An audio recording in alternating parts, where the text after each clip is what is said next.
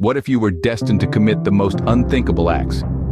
Imagine being Laius and Jocasta, the royal couple of Thebes, hearing a horrifying prophecy that their yet unborn son, Oedipus, would one day kill his father and marry his mother. In a desperate bid to escape this cruel fate, they order a shepherd to abandon their newborn in the harsh wilderness, hoping the elements would claim him. But here's where the plot thickens. Touched by the innocent babe's plight, the shepherd, unable to carry out the dreadful command, hands the child over to a childless couple from Corinth. Unbeknownst to the royal couple, their son grows up in a distant land, nurtured by a loving family, far from the shadow of the prophecy. The stage is now set for a series of events that would lead to one of the most tragic tales in Greek mythology. But as we all know, destiny isn't that easy to avoid.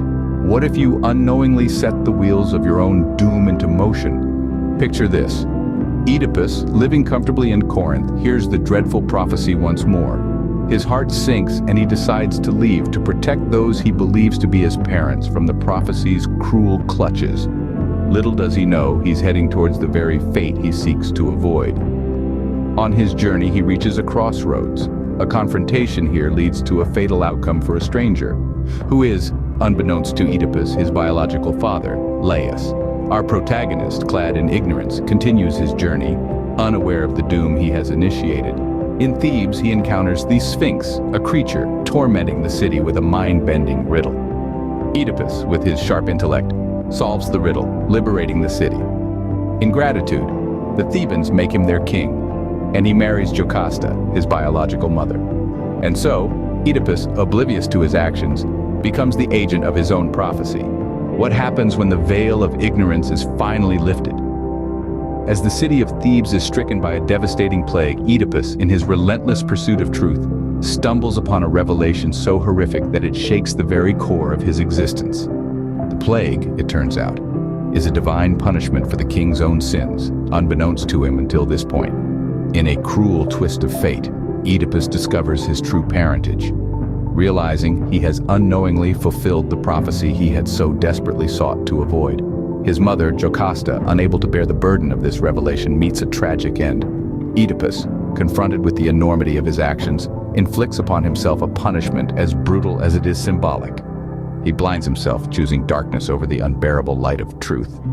In the end, Oedipus, a victim of fate and his own actions, is left to confront the harsh reality of his existence. What if your battles were not just with fate, but also with flesh and blood? Even as Oedipus grapples with the harsh reality of his existence, he finds himself thrust into numerous battles, each more brutal than the last. His strength and resilience, honed by the many trials he has faced, transform him into a seasoned warrior. Yet amidst the turmoil, life finds a way to continue.